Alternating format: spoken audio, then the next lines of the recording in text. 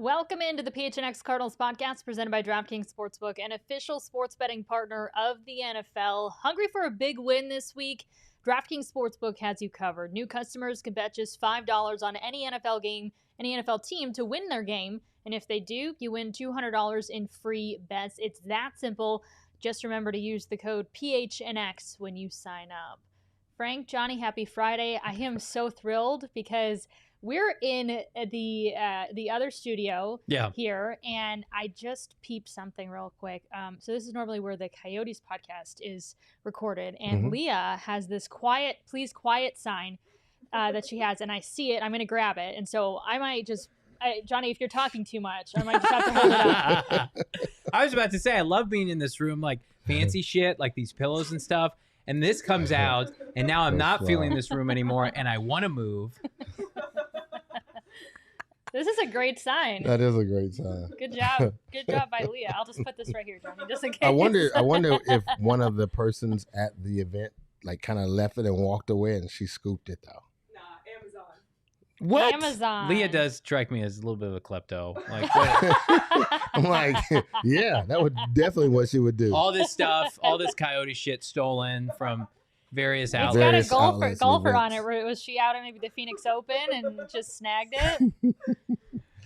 Definitely possible. She's going to go rogue as our producer here pretty shortly. Also, two things have made me incredibly happy tonight. This sign and the fact that I had a sweet potato sandwich for dinner. Sweet potato sandwich. Oh my gosh, it's so good. So I don't know what. Right. What It's is that? like that? sweet potato, a little bit of Bacon. cheese. No, there's no meat. What kind of Sandwich. bread? Like a bread? Like on So some bread? they typically have like this really good bread. It's wildflower, but I swap it out for sourdough just because that's just a little. Okay, I just try to. It's a little healthier. I just try to make my swaps when I can. Yeah. But they've got this like dressing on the thing that's like dang delicious. If you ever have the chance to eat at Wildflower, just try the sweet potato sandwich. And you know what turned me on to the sandwich was that used to be. I don't know if they're doing it this year, but it was the Suns would cater Wildflower. Yeah. And they would have three options. They would have a vegetarian option, though, that was a sweet potato sandwich.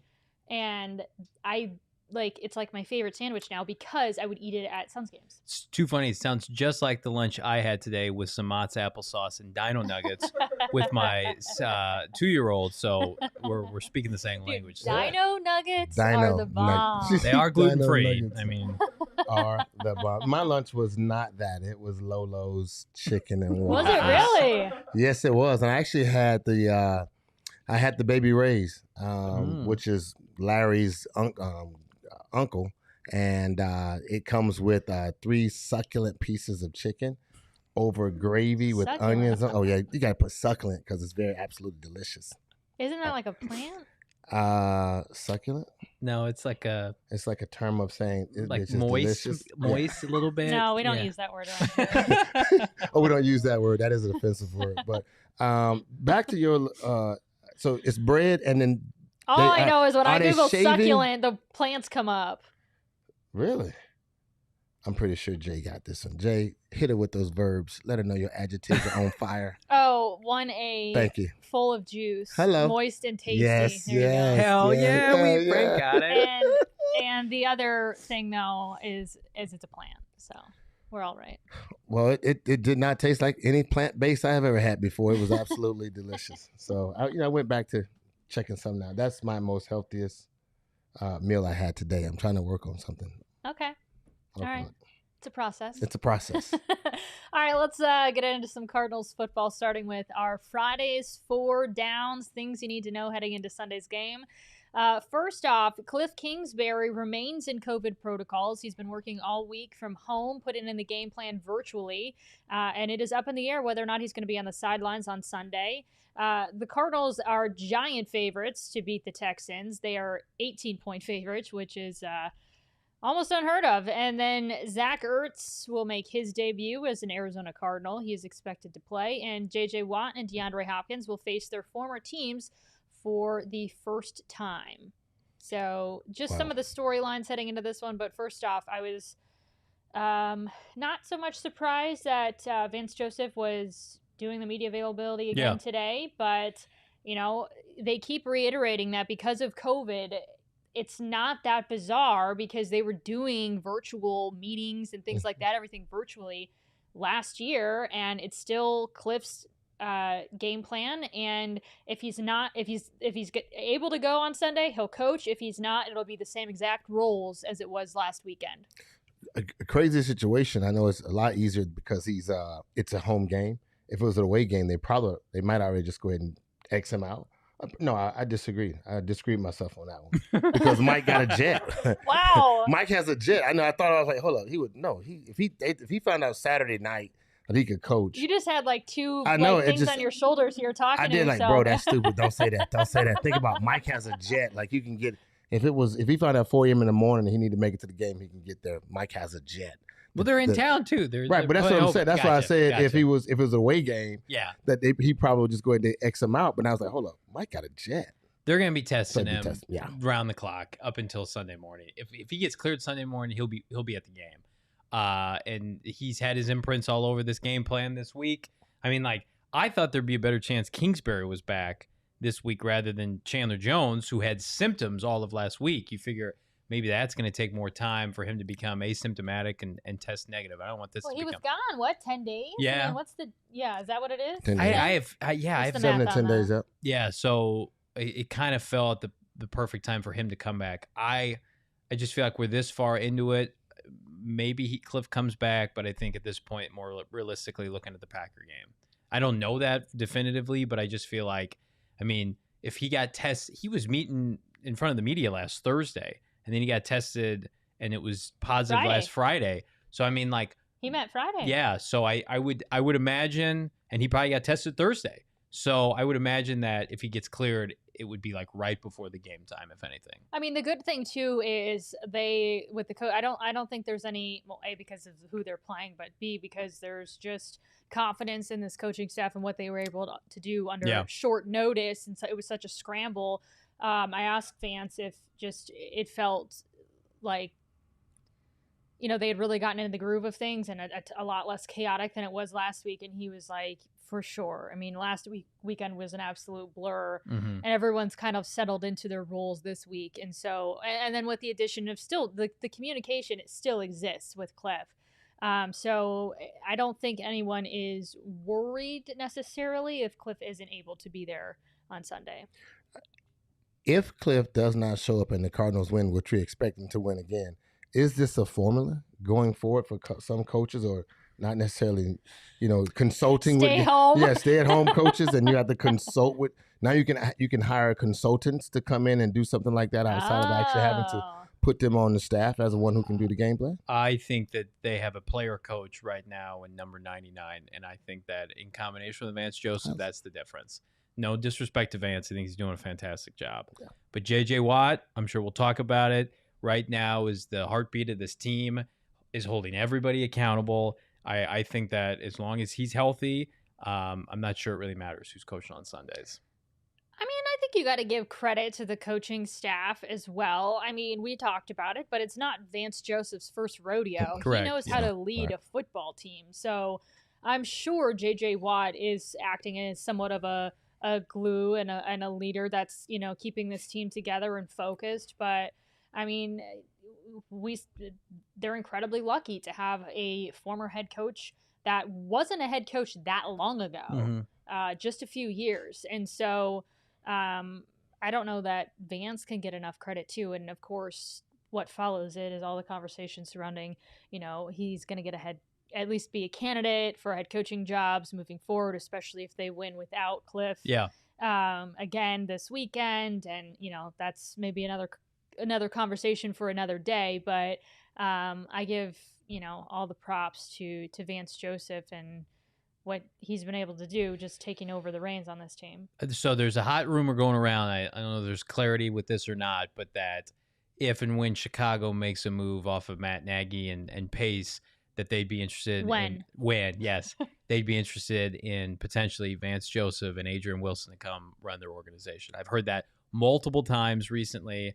If that does come to pass, it means the Cardinals have had a hell of a year, and we want both those individuals to succeed. Selfishly, we want them here. But I made a joke last night to some of our PHNX team members, and I said, can't wait for Vic Fangio to get fired and replace Vance Joseph when he gets a head coaching job. Nobody thought that was funny. So they're scarred from. They are. Vance didn't have a great run there either, so yeah, they're scarred. It would be a great situation for him.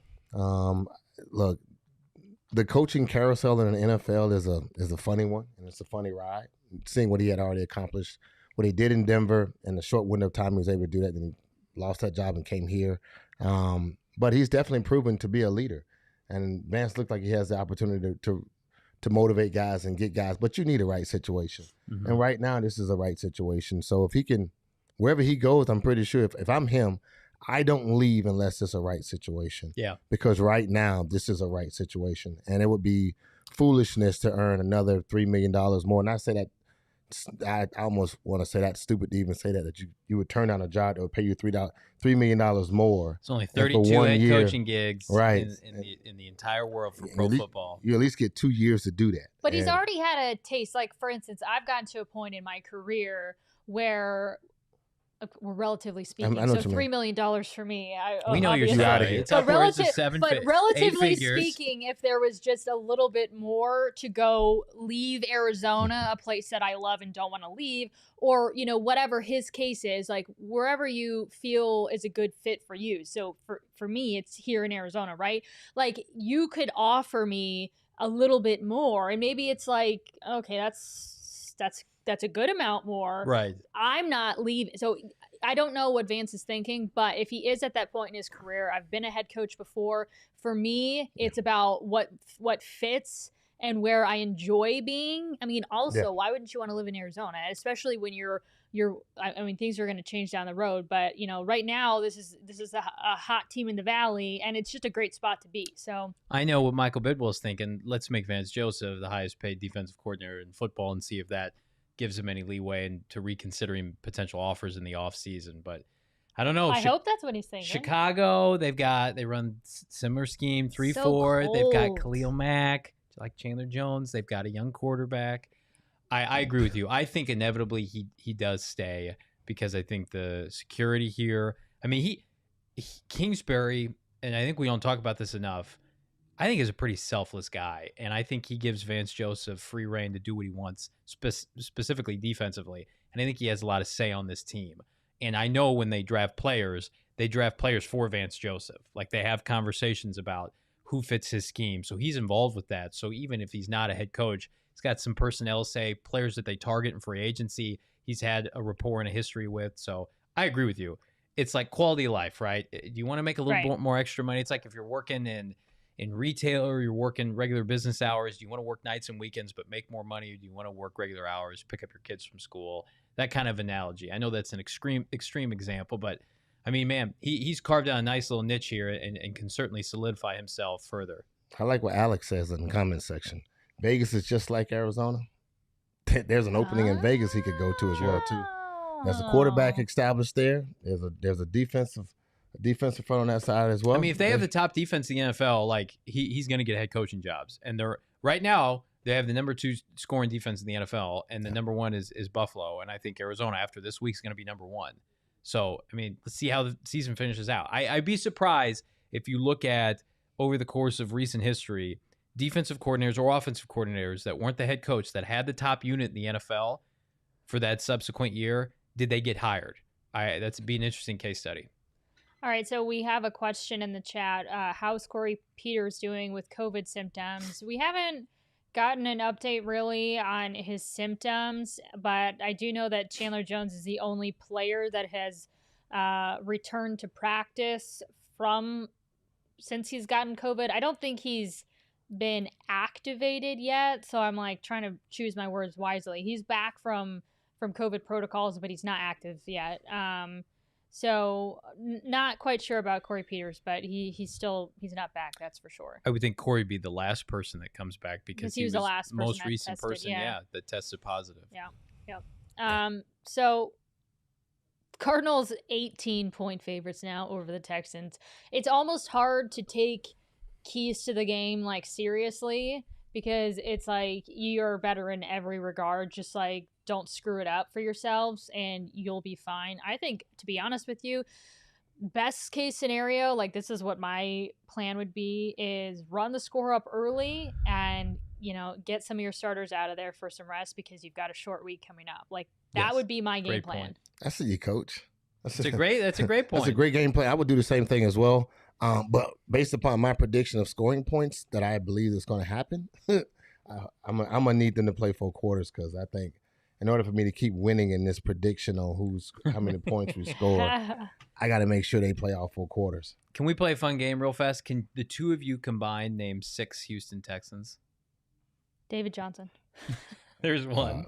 Mills. Yep. Sorry, I don't mean to put you guys on the spot. No, Mills. Watson. Yeah, I guess that counts. Yeah. That counts. As a player, okay. I guess. Just start some last names. Can I Google? Names. No, Ryan. you cannot Google. Ma'am, that's cheating. Oh, shucks. The coach, Cully. That doesn't count. Shucks. Ross Blacklock. Well, the rationale behind why that's important to highlight. That was the pick Hopkins. Yeah. Really? Yeah. He's been out on COVID leave for like 3 weeks.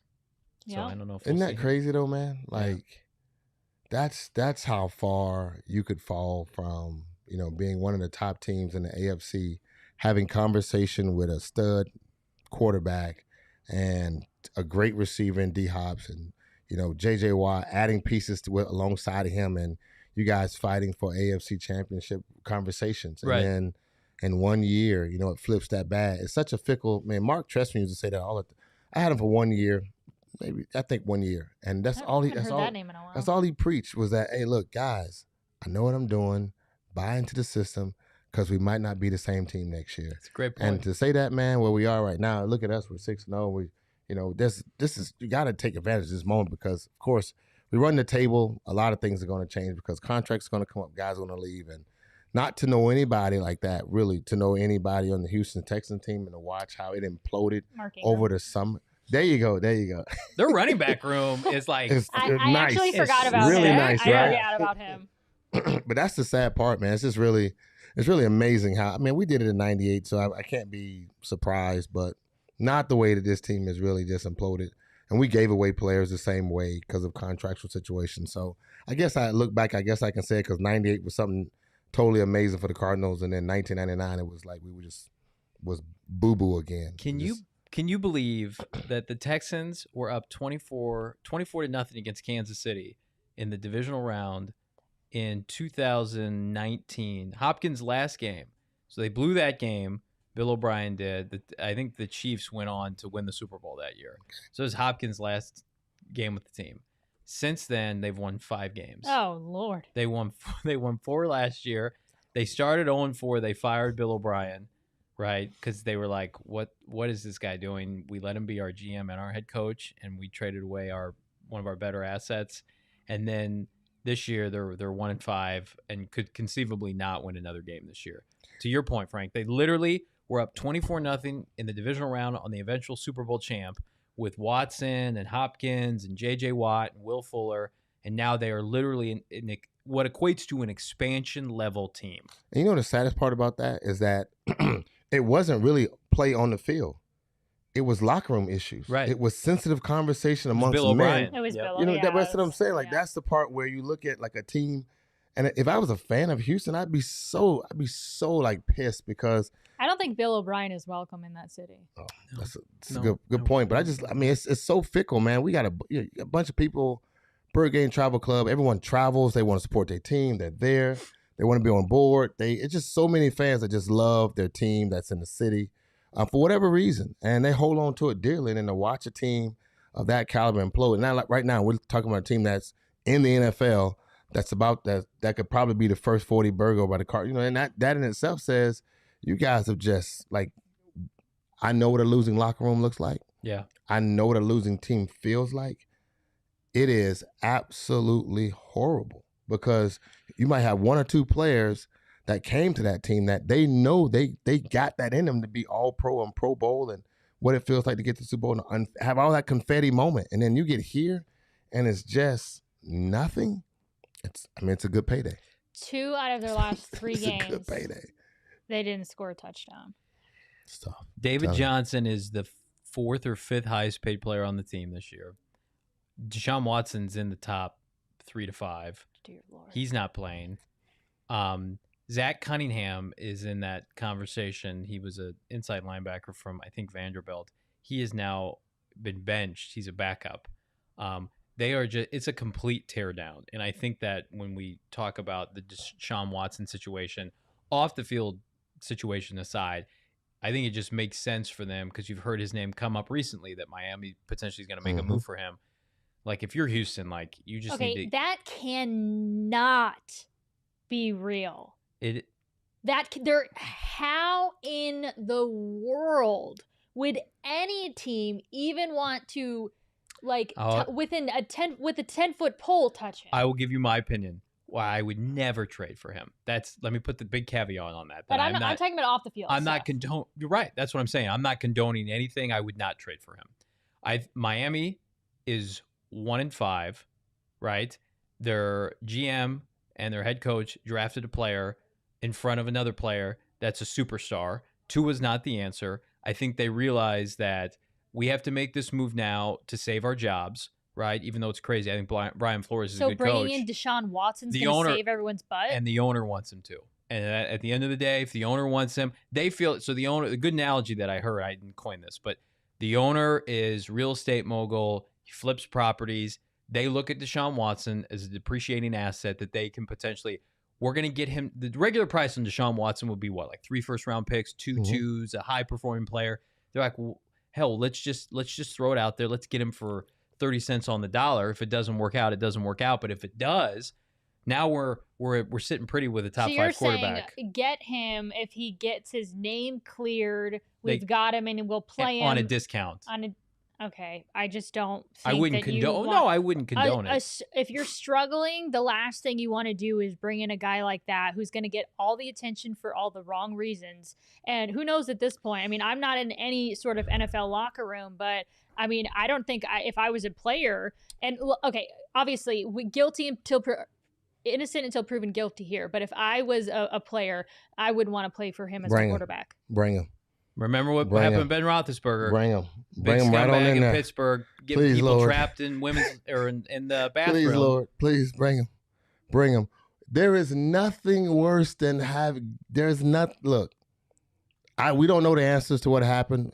It could be an easy conversation that says the district attorney walks up and says, "Look, I'm sorry. Look, everything we've gone through, they found no fault in what's going on. All these hearsay, blah blah blah. We can drop the charges. He's been 100% cleared." Your boy, the commissioner, can walk up and say, "You know what? Since he's been cleared, we're gonna go allow this trade." He's to not happen. even suspended. But he can play right now. And then so that conversation right there, He's got like 800 allegations against him. Just start. Look, start writing checks. Just as a player, I just need you to do your job. And right now, but the quarterback's not just a player. If I just need they're ready to sell their souls. I just Houston, no. Not you, Miami. I'm saying no. It's not that. I swear. Let me tell you something. It's not that serious. It's not that serious. It's not unless you know that you know that you know, which none of us knows. Until we know, then we can be like, I agree. You agree with that. So therefore, I just need a player. Right now, I don't have a player. I don't have a player. They took Tua over Justin Herbert. It's going to be one of the biggest draft misses. Have we forgotten about all the conversations that we've had about culture and things like that? Does it really not matter? Miami doesn't now, care what will happen? Let's do this here. Anytime you bring a player to a team that you know he can make plays, he will elevate the expectations of the others around him. Okay, we already know he's a leader. But have you actually read and I have not played investigative reporter in it, but have you actually read the amount of allegations and what they are, and you still think that? I think that the allegations are a conversation off the field. I think that what we do on the field is another thing that's totally different. And so what will happen? When it comes to that, listen, if you stole some crab legs from a store, you'll know this here. What was the football player? I can't. Excuse me, y'all. I forget. What was the football player that was in Miami driving his car or something, and he killed a pedestrian and still played? Oh, receiver. Yeah. It was a receiver. It'll come to you, but when it comes to you, he killed a pedestrian and he came to play. We got multiple players with multiple situations that have multiple problems. But when they come to play, they show up to play, they will elevate the level of expectation in that locker room. I know it sounds crazy. I know it. I swear, I know it sounds crazy. But there is something different when a player shows up that you know can make plays. And all the guys are going to go and all the guys are going to be like, look, what they're going to do is they're going to remember what they saw in practice with Tua.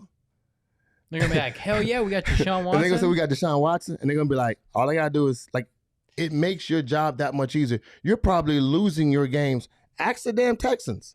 They're losing their game because they don't have experience and they don't have someone that can just make the plays. You need people that can make plays in the NFL. I'm not saying it's a beautiful situation politically or just morally how it looks. But when it comes to a guy that can get a job done, you just want a guy that can get a job done. Why is Josh Gordon continually being re-signed? Ta-da. Well, but Josh Gordon didn't hurt anybody but himself. But this is the quarterback. This is a top 5 quarterback in the peak of his prime. Yeah, but you can't compare what.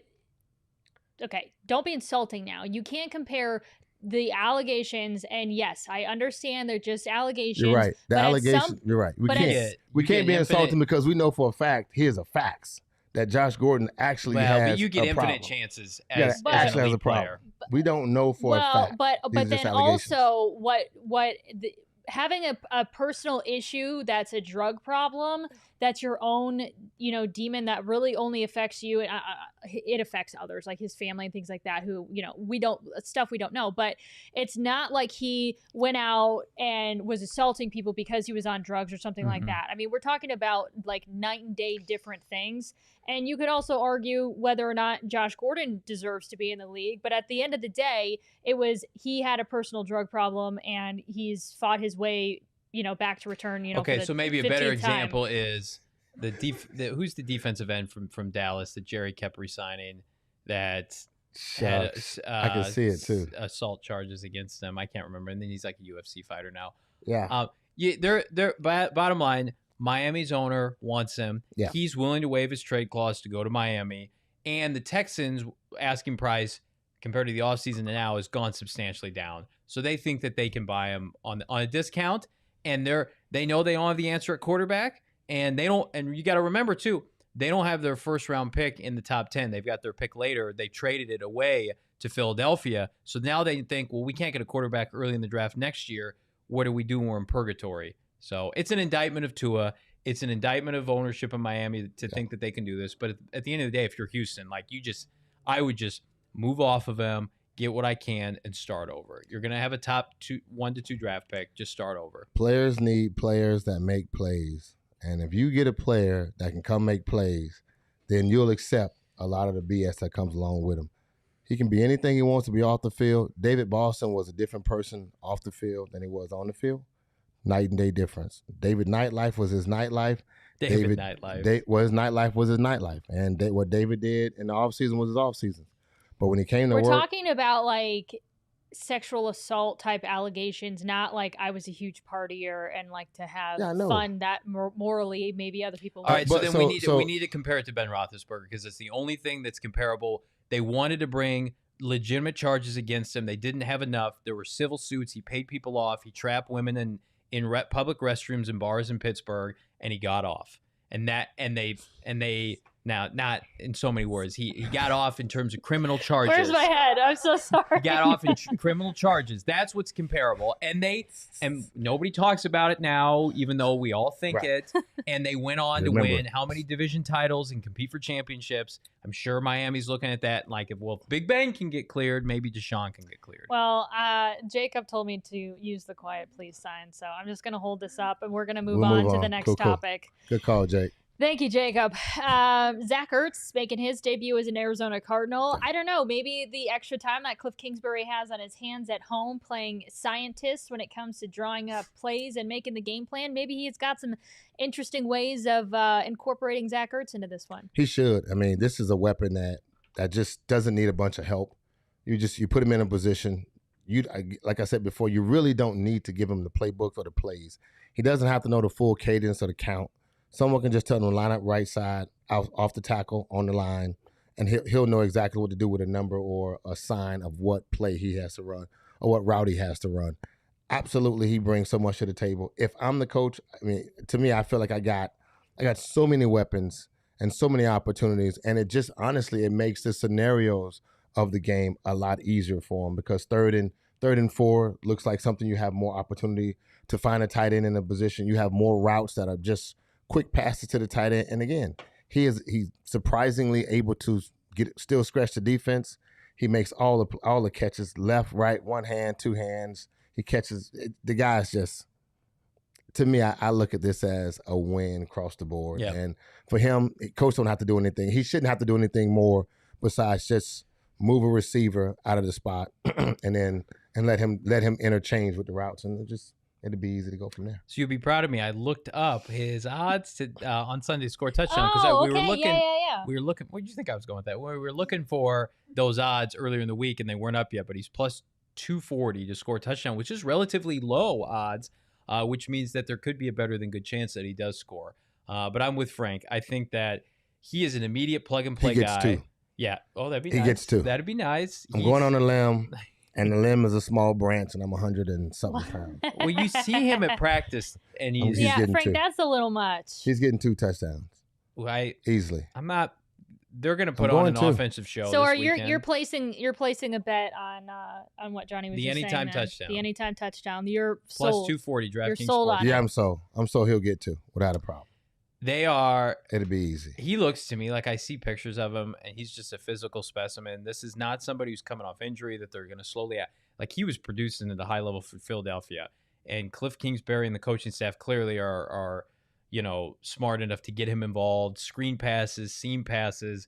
I think he's going to see 5 or 6 targets on Sunday. Well, normally I pick a winner in the Cardinals game as my DraftKings Sportsbook pick of the week, but I'm picking Zach Ertz. There you go. On the anytime touchdown. I think he's going to score. Yeah, I do too. If you guys want to get in on the action, download those DraftKings Sportsbook app using the code PHNX. But as always, it's 21 and over, Arizona only. Gambling problem, call 1-800-NEXT-STEP. New customers only. Eligibility restrictions apply. See DraftKings.com/sportsbook for details. And before we move on, I do want, if you haven't heard yet, we've got an awesome thing coming up next Thursday, so we're looking a little bit ahead. We've partnered with Bird Gang Travel Club and the Lola out at Westgate.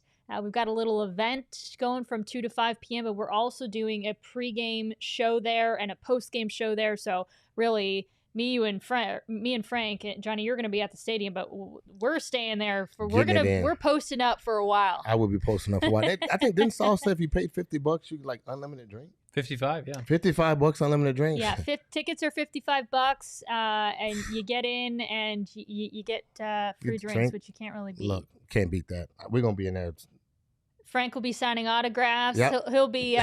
He might have had 10 drinks, but he'll do his best. Let's see your signature. Hold your shirt. That's all right. Pull it down. This is. Oh my God, I got it. No, I won't be slushy. I'll be ready to go. I'll be ready to go. Have you ever been in a situation where you were intoxicated and you're like, oh crap, that doesn't even look like my signature? Come on, Frank, admit it. No, not intoxicated, but just, sometimes you try to get cute with certain things, and my signature is like Arnold Palmer says, if you're gonna sign something, make it legible. So I try to make it rule of thumb where you can read it. And who had the worst signature that when you played with them? Do you remember? Probably 65% of the football team. Unfortunately, this is what they do. So if you don't know, they typically do this here. They'll put a bin of probably 200 balls in a bin, and they'll sit you down in the room, and it's, by order of seniority.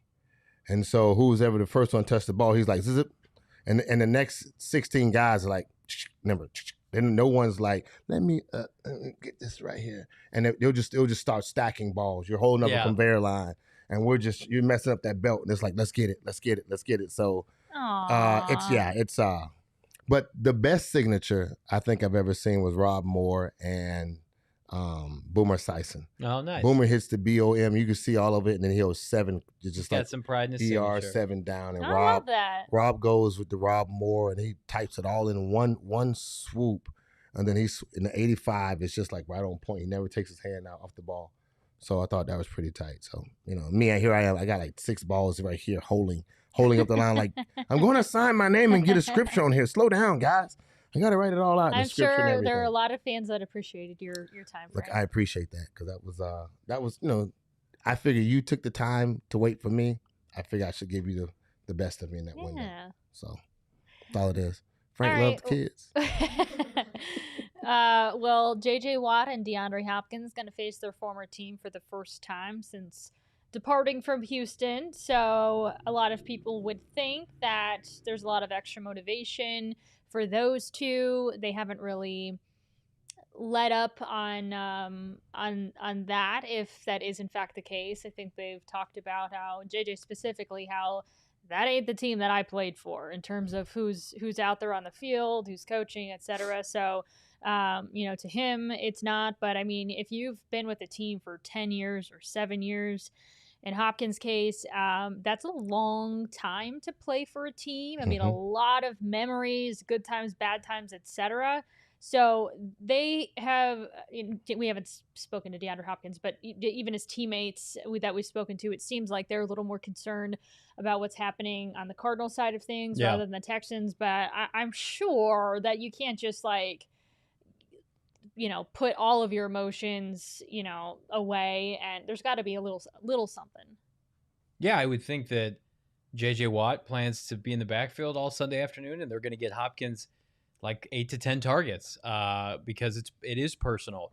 Specifically for Hopkins, now J.J. had an opportunity to stay. He asked for his release. They granted it. So he could have stuck around, and, Houston did him a solid. Go and play for another team, and that's what ended up happening with the Cardinals recruiting him aggressively.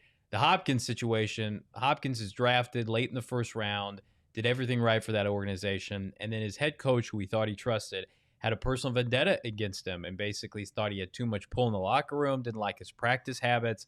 DeAndre, DeAndre, his family, great people on and off the field. Bill O'Brien couldn't handle it, and so he shipped him out of town. I wrote an article, go PHNX.com, about Hopkins and that fallout and how that process kind of came together. And Steve Keim courting Bill O'Brien at the Combine in 2020. And basically, Bill O'Brien was just basically discrediting DeAndre Hopkins and selling him for 40 or 50 cents on the dollar. And I think part of what happened is that ownership opted to go with Bill O'Brien and said, hey, Bill, we still have Will Fuller in the house, and we don't need DeAndre Hopkins. Hopkins wants to be paid as the top receiver in football. I think there was part of the Houston organization that thought Hopkins was older, damaged goods, not worth the money, not worth the supposed headache, and it's been the complete opposite effect. They thought that because they weren't actually paying attention, or what? Yeah, I think so, because Hopkins is like, hey, I deserve to be paid, because he signed a modest contract probably 2 or 3 years beforehand, and Hopkins is like, hey, I've been performing as an All-Pro, we're going to the postseason, I'm dominating, like, get me up there with the Julios of the world. And Bill O'Brien, for whatever reason, was making personnel and salary cap decisions. And he's like, no. And he was telling Janice McNair, who owns the team, we don't need to pay this guy. And so Keim gets in his ear at the Combine, like, we've got some extra money. If you're interested, ship him our way. We'll extend him. We'll give you this all-pro running back, a 2nd-round pick. They just didn't think that he was worth the money. And he comes here. I think he's exceeded expectations by and large. He averages over 80 yards per game. He's on pace this year for, I think it's like 13 touchdowns, which would be a career high. And then you look at their organization, and 6 months after he was traded, they basically clean house. Bill O'Brien got fired. It is by and large the worst trade in modern NFL history because typically when trades happen, there are snap judgments, but you have to wait to see who won the trade, right? That trade was universally panned by the time it happened because everybody knew how bad it was. Everyone knew how bad it was. Like the modest football fans who were like, what the hell's going on? I couldn't believe we got DeAndre Hopkins. You got Hopkins? Yeah. You got Hops?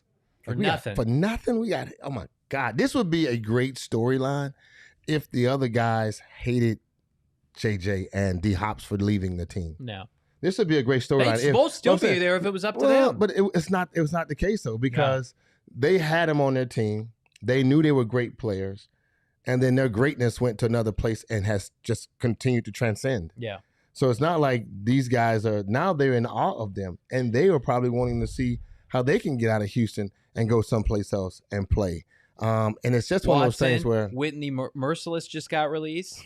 This is a beautiful situation in Houston if you're trying to get that's probably goodwill over there. You probably can get a good deal right now.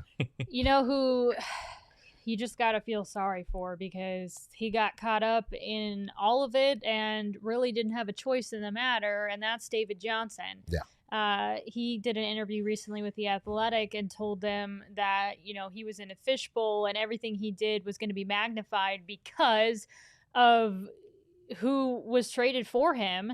And he said, quote, "Honestly, I felt like if I was traded for anyone else, it wouldn't be as bad. I just think the magnitude of the trade is what made it so stressful." And he went on to talk about pretty much the toll that it took on him. And, I mean, obviously he's no longer a Cardinal, so, it is what it is. But David Johnson was an awesome guy. He was never the same after he was injured, and it was time for him to go. But you hate to see situations like that like really take a toll on the human that's in the midst of all of it because of, so much, I guess, shit talking and bashing and things like that. I do feel sorry for the guy, and, he'll be making his return to Arizona on Sunday. He's a great player, even better person, a phenomenal draft pick by Steve Keim to have the foresight to take this kid out of northern Iowa from an upbringing where his mom got him out of a bad situation. They moved to Iowa, didn't have any kind of scholarship offers outside of northern Iowa, and then took it to Iowa his last year there, over 100 yards rushing and receiving, and was phenomenal in 2015, 2016 with this franchise. And then they signed him to an extension. He blew out his knee in the process. His skills eroded.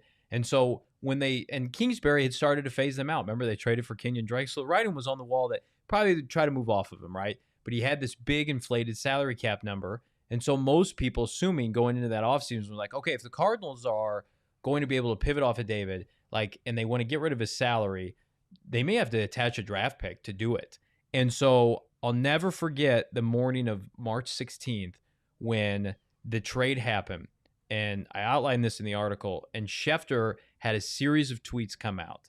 And the first being that the Cardinals are transition tagging Kenyon Drake. So that immediately sparked, well, what's going to happen to David Johnson? And then the next tweet was, Houston is trading for David Johnson. So the speculation then went, are the Cardinals going to trade David Johnson and a fourth to Houston for like a seventh as just a salary cap dump, like an NBA trade? And then the next tweet was, Houston's taking all the money. And then the next tweet was, Houston's getting David Johnson and a second-round pick, and Arizona's getting DeAndre Hopkins. It was the most unbelievable. It was like the most ridiculous, 16-minute span I can ever remember being on Twitter, because people had to double and triple check that Adam Schefter, it wasn't like a fake account, and is this a blue check mark, and make sure it was all legitimate. That stuff does happen. You got to make sure that the blue check mark is there. And it will go down emphatically as one of the most absurd days. And what makes matters even crazier was free agency started 5 days after the pandemic happened in 2020. And so the Cardinals, you probably remember this, couldn't get a physical with D-Hop until the following month. So the trade did not commensurate until, I think, April 15th. So Bill O'Brien got roasted on Twitter. His owners probably hearing all this shit. And he still had the gall to say, nope, it's still a good trade. We like it. They could have backed out at any point. They could have purposely failed David Johnson's physical. They didn't. And that just shows you Bill O'Brien is just a vindictive motherfucker, because otherwise he would have said, no, forget this. We'll bring Hopkins back. The bad move on my part. Wouldn't do it. Or does he just think he's the smartest person and not even just the room, but I'm sure there's some truth to that. Yeah. It's amazing how, I'll take Buddy Ryan's situation with the Bill O'Brien. And I thank God that Buddy Ryan drafted me. I liked him as a head coach. Wasn't the best offensive, defensive head coach, but he was the best defensive coach that we had on our team as the head coach. But the scenario was he had the power to pull the trigger on the players he wanted, and he had the power to fire the players that he didn't want. But he got rid of their starting left tackle, because the guy just didn't make his so-called favorite list. His favorite list, but it was also his list, his skills that he had to run in order to come into camp. Gotcha. So it was like he had to run an 880 as a lineman. That was on the table. But what in truth it goes, it just says sometimes you give the coach too much power, and that sometimes is just at the detriment of all the players or the team and the success of the team. And that's just, like we said, the Houston Texans have imploded, and it's not a pretty sight to watch. And David, honestly, everything else said is absolutely correct. The writing was on the wall, and unfortunately, a good player got hurt, and it never really rebounded. And the sad part is that he went to another team that was just as crappy. And so he wasn't going to be the star or the stud there, no matter how much chance they had gave him, because they was in a losing situation. I think that's the most unfortunate thing, is because if David Johnson was just a street free agent, like somebody would pick him up, he's got such complementary skills as a receiver, like Andy Reid, or I always thought Bill Belichick would have been a good fit because of the receiving aspect he has of his backs. Like, I hope he gets an opportunity. He's going to get released after this season. His salary cap is movable. It's manageable where they can cut him outright. Hopefully he has a second act in the NFL. I agree. I think we'd all like to see him have success down the road. Yeah. A reminder, if you want to get in on some sports betting this weekend, download the DraftKings Sportsbook app using the code PHNX. If you combine multiple bets from the same game, you're going to get a bigger payout. It's called the parlay. The more legs you add, the more money you can win. DraftKings is safe, secure, and reliable. Best of all, you can deposit and withdraw your cash whenever you want. That's right. Another one of our favorite sponsors is, of course, Manscaped here at PHNX, as we prepare, Frank and I, for our debut for You America next Thursday at our tailgate event, Westgate, Lolo's. It's Lolo's, right? Westgate? Lola. The Lola. I made that mistake too. Lola. I'm so sorry for insulting anybody. It's the Lola. The Lola, the Westgate. There's the graphic. Fantastic. Yep. We're on our Manscaped game, and you should be too. Promo code PHNX, manscaped.com, free shipping site-wide, as well as 20% off. Lawnmower 4.0, ear trimmers, face trimmers, shower gel. The array of products goes on and on. Get it now. Get ready for our big debut next week as Frank and I get prepared with Manscaped. No, just here's a quick thing. Stop lying. Stop lying to yourself. You know you know your talking hair. to me. No, not Mike, you. You can actually get this but they 20% know, off. just the men need to stop lying. Yeah. They know everyone don't like the extra stuff they got going on, and they need to clean themselves up. That's right. It is a grooming situation. Take some pride. Thank you. Please stop lying to yourself. You got hair growing out your ears. You got hair in your nose. Only my 92-year-old grandpa and his nursing clean home yourself is allowed up to and get have yourself hair right. coming out of his ears. But I mean, that's the situation. You know, that's the beauty of what we're talking about. You get a discount using the PHNX code. Guess what? Just stop lying to yourself. Get yourself in the mirror. Take some time. Get yourself right. And then, guess what? You might get that person you like, or the person that do like you might like you more. Might stick around. Well, otherwise, you know who else is partners or has a partnership with Manscaped? It's Colin Cowherd, and I saw that because I was watching his interview with former Cardinals head coach, now Bucs head coach Bruce Arians. Okay. There was a Manscaped read in it. I was like, I know all about it now. But in this conversation, Bruce Arians was talking about a workout with Patrick Mahomes. Obviously, this would have been while he was with the Arizona Cardinals. And here's what he had to say about Mahomes that had Johnny just furious and sick to his stomach. Bruce. One of the greatest workout I ever had was Patrick Mahomes. And really? Yeah, dude is so smart. I mean, Byron and I had him on the board for about an hour and a half. And, you could see the arm. I mean, the wind was blowing 30 miles an hour in Lubbock, which was a nice day.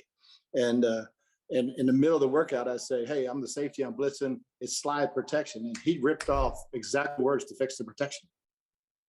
And he just learned them an hour and a half before that in a meeting. Then I was like, hey, I'm the strong safety. It's man protection. He fixed it. Like, I looked at Byron, and we've had guys that took 3 years to get that done. It was like amazing. His recall from that meeting got on the field, and the arm was crazy. Okay, first off, Colin Cowherd needs to back up a little bit. Did he not look like he saw something in his nose? He was like, yeah, it did. It was probably something up on his screen. It kind of reminded me of Johnny the first time he tried to call into the show while he was at State Farm Stadium. He's like, I'm already pissed off with this segment. Chierstin, don't make me more upset. That was beautiful. Can you see me? Can you see me? No, Johnny. Hey, back. guys. Hey. Johnny, can you like step away from the camera and like? It was. I had to freehand it. My beautiful. tripod didn't work. Cut me some slack. It was beautiful. Oh, I didn't know that actually. Yeah, oh, the you're tripod holding did- it like selfie Yeah. style. It's Okay, like this, well. Okay. All right. Not that anybody forgive cared you. to ask, but Bruce Arians, I love you, brother. You are full of shit. If you wanted Patrick Mahomes, he would have been an Arizona Cardinal. You wanted Hassan Reddick. At the end of the day, Steve Keim is pulling the trigger on a quarterback, his head coach, who specializes in quarterback loves. I love Bruce. Bruce has gone on. That's not the first time he said we wanted Mahomes. Patrick Mahomes went pick 10. The Cardinals had pick 13. Deshaun Watson he went pick 12. Teams wanted to get up in front of Arizona. All Bruce Arians had to do was, Steve, let's package picks. Let's get in the top 10. Mahomes is falling. Let's go get him. He'd be an Arizona Cardinal. Bruce Arians was staunchly committed to a fault to Carson Palmer during his time in Arizona, and they wanted to try to run it back, which was wrong, to win a Super Bowl in 2017. They went 8-8. Carson got hurt. So they said, we're going to take Hassan Reddick because he's a plug-and-play guy, impact player immediately. How'd that turn out? I like Hassan. He wasn't ready. If Patrick Mahomes, at the end of the day, if Arians loved him, then they should have moved up to draft him. It's hyperbole now because it makes Arians look good, and he's a phenomenal head coach. I think he should be in the Hall of Fame eventually.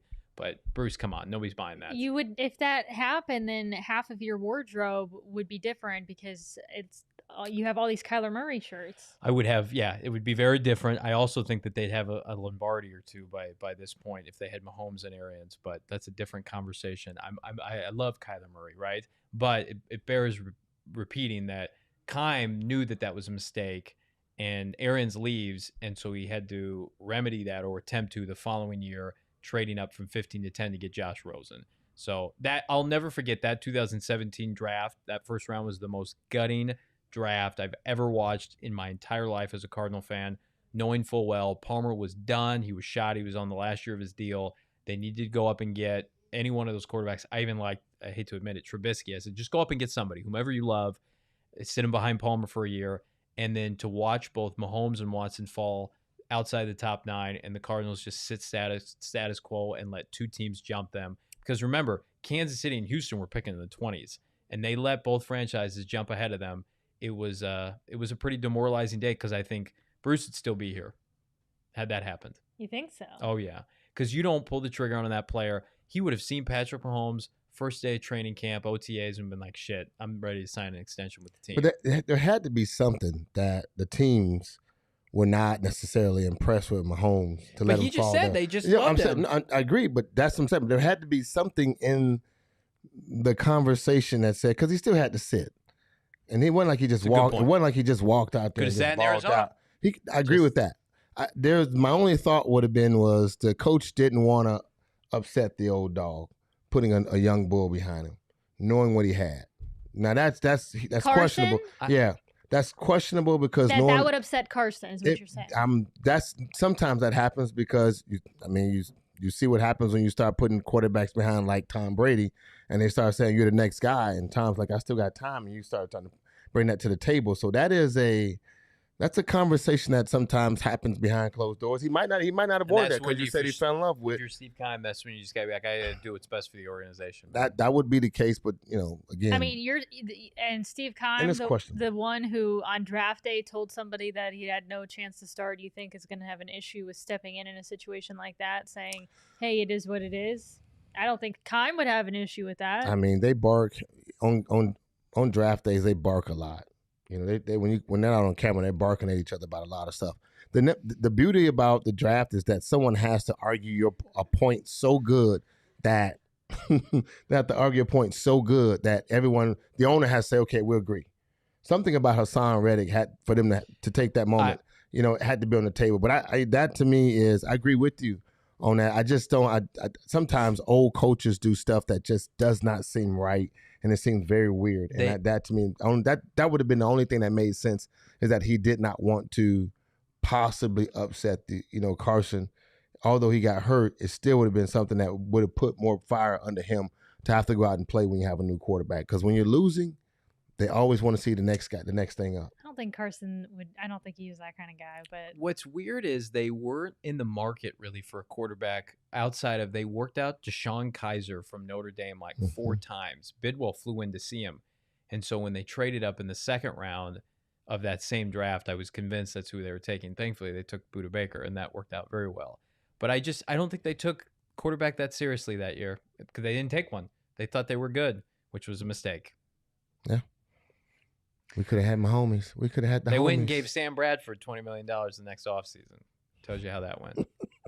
Johnny, Bird Gang Travel Club says that you said on Twitter that we're getting a Crud Muffin shirt. I did not say that. Somebody asked me if the shirt that I've teased. So, by the way, we have a new shirt that's dropping this weekend. Yeah, what the heck? How do you know about it and I don't? Because I have sources that give me great insight, and then I get to tease it. What's the new and then shirt? Feel superior. I'm not going to tell you guys what the shirt is. You I'll show you when we get done. Okay. It's not a Crud Muffin shirt, though, because I would let Chierstin would design the Crud Muffin shirt for sure. I would not have input on that. That would be fly. I'm taking ideas. If anybody has any design ideas for a Crud Muffin shirt. That would be tight. I would like that. What would that look like? Someone has a muffin in their hand and they're throwing it at somebody, like, shut up with the Crud Muffin? Like they're throwing a crud muffin? I don't even know what Crud Muffin means. I think it's a nicer way of saying, like... Shut the front door? Oh, shit. Oh, no. Okay. Crud Muffin's like, oh, shit. Like, or... Like, oh, Crud Muffin or something like that. Yeah, it's like basically... Oh, if you Google it, something comes up. Interesting. I thought I made that up. Who is copying my... Look, here's a Chierstin thought she had hit the Crud payload. Muffins, they're a thing. A vegan muffin. Stop it. Oh my God, it's a word in the Urban Dictionary for shit. Oh my God, You had to go to the Urban to get it, baby. We make it up as we go. Maybe we'll eat some Crud Muffins one day. Wait a second. I thought that was my word. I thought I was the only one I thought I was so original and I made that up. Oh, and it's a thing. No. I've heard that before. You've heard Crud Muffin? Yeah. I've never heard it.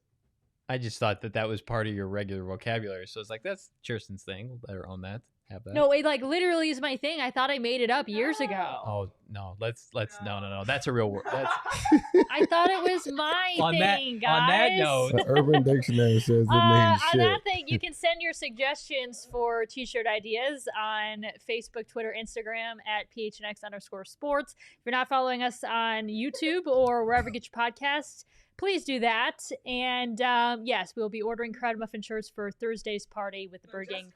Crud Muffins, not shirts, just Crud Muffins. I don't know what that's going to taste like, but I'll take your word for it, Bird Gang Travel, and we'll see you on Sunday.